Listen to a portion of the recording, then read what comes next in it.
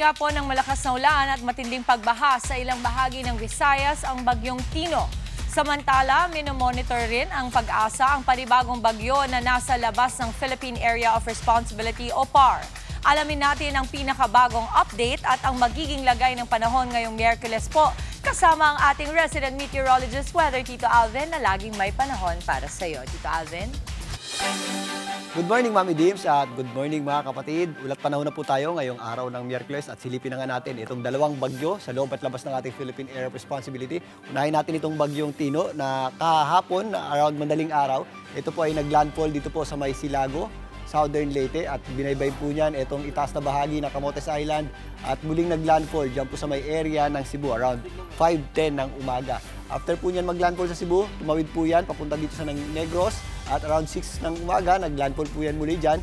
Tumawid po muli ng Guimaras at nakarating naman ng Panay Islands around 1:20. So halos 5 beses na po naglandfall yan dyan. Sa kasalukuyan, ito pong bagyong Tino ay nananalasa na dito sa hilagang bahagi ng Palawan. Ito po ay huling namata ng Pag-asa dyan po sa itaas na bahagi ng Palawan, sa Northern Palawan, sa mga isla dyan. Ang bagyong Tino po ay bahagya pang humina at yan po ay nasa typhoon category pa din naman ng Pag-asa. Malakas na bagyo pa rin po ito na may taglay lakas na hangin na nasa around 120 kilometers per hour yung kanyang taglay na lakas na hangin malapit sa gitna. At kung minsan may mga pagbugsong umabot sa 165 kilometers per hour. Ito pong si bagyong Tino ay kumikilos kanluran, hilagang kanluran sa bilis na 15 kilometers per hour. Samantalang, ito namang bagyo sa labas ng ating PAR ay huling namataan ng Pag-asa sa line around 1,795 kilometers northeast ng Mindanao.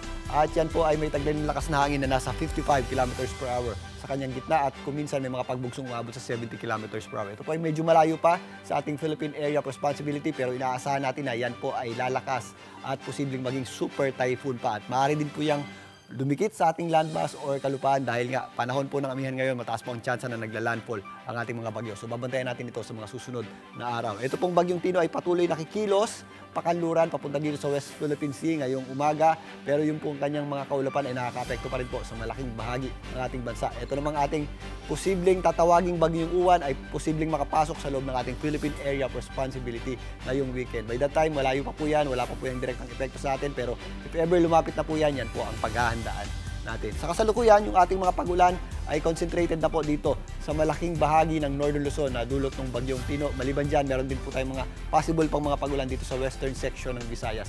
Nabawasan na po yung ating mga pag-ulan dito sa areas ng Central Visayas, kasama po dyan ng Cebu, maging dito sa eastern portion ng Visayas. Pero dito po sa itaas na bahagi ng ating bansa, meron pa rin po tayo dyan tinatawag na shear line na kung saan nagdadala pa rin po ng mataas na tsansa ng pag-ulan yan. Kasama po dyan ng mga areas ng Calabarzon, maging dito sa area ng Aurora, Isabela, Cagayan, kasama na rin po dyan ang Metro Manila. So possible pa rin po yung mga kalat-kalat nating pag-ulan ngayong araw na ito. Although minsan sumisilip naman po yung ating araw, ugalin pa rin po natin ang pagdadala ng payong o anumang pananggalang sa ulan. Mga mga kapatid, ang ating araw po ay kakasikat lang ngayong 5:53 ng umaga at muli po yung lulubog mamaya 5:26 ng gabi. Diyan po muna latest sa ating lagay ng panahon para dito sa ating binabantayang dalawang bagyo. Muli ako po ang inyong Weather Tito Alvin. Lagi may panahon para sa iyo.